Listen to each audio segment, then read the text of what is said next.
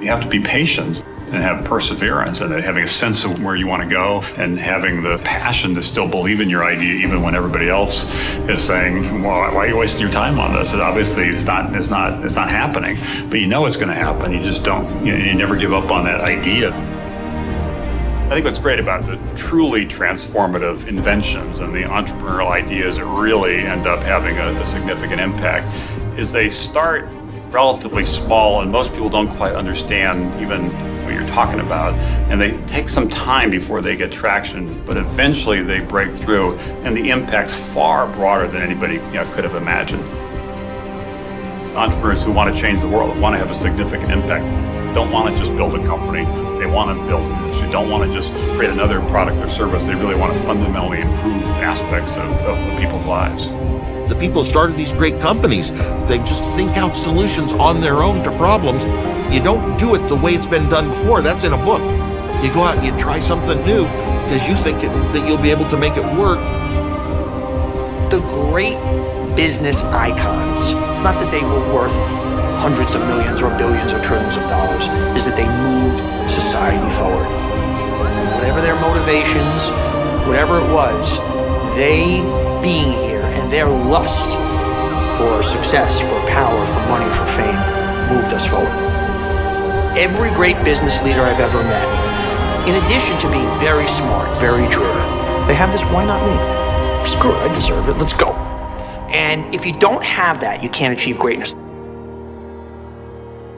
With all the great entrepreneurs, it was a mix of believing in an idea, but they also recognized that they had to do some things to take that idea and make it real. It probably comes early in an entrepreneur's life where you realize you're willing to do things in the business world that other people aren't willing to do.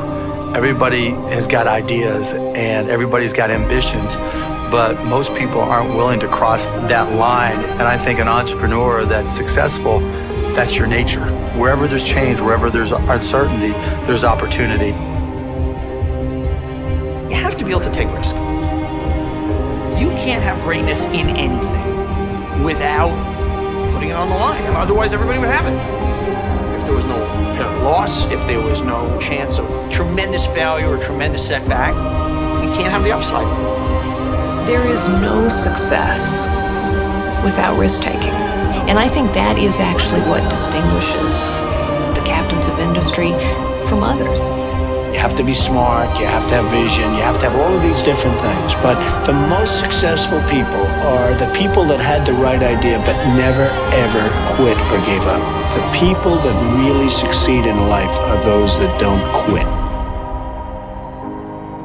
People react to failure in one of two ways. Either they get scared and give up, or they take that failure as a learning experience, and they kind of use that experience to redouble their efforts. I guarantee if these guys were alive today, they wouldn't be telling you about their successes. They'd be telling you about their early failures or the places they almost failed. That's the great motivator, and you have to be able to embrace that. If you can't embrace both failure or the possibility of failure or the tremendous fear of failure, you can't be wildly successful. It's an axiomatic truth.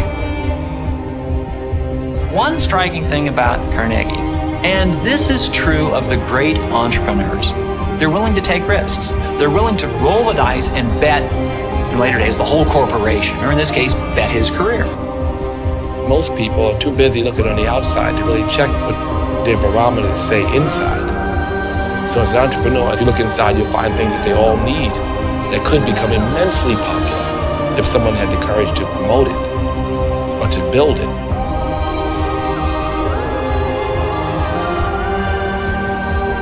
Every business has some uniqueness, either unique talent, unique product, unique capacity, and the trick is to find it and capitalize on it. You're always looking for the next innovation, the next niche, the next product improvement, the next service improvement. You're always trying to get better. He's looking into the future. He looks across the Mississippi and he sees a bridge. And he's able to see that future and then willing to have enough confidence in his vision to put everything he's got into it and he's willing to convince others that he knows what that future is going to be. When it finally does break through, it is sort of gratifying because you're starting to see the reality of what you always believed, that the vision you had that someday the world would be different is starting to move in that direction. If you're in a well-run company, competing against other well-run companies, you're coming up with ideas to jump them. You're gonna be thinking, they might do this, I'm gonna do this. Business, in the end, is understanding the playing field. Tell me who's on it, what their strengths are, what their weaknesses are, and what is your checkmate play to top them and nail them.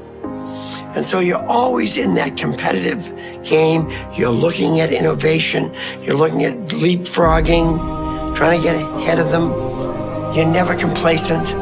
You're semi-paranoid about what they're doing. That's what a game is all about.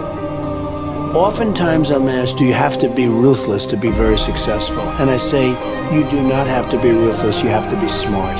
Smart is the key word. You have to be smart. I never like to look back. I'm a very forward-thinking person and a very positive-thinking person. And the transactions that I did or did not do, I very rarely have any remorse over a situation. I like to move on. All that matters is how big do you want to dream and how hard do you want to work.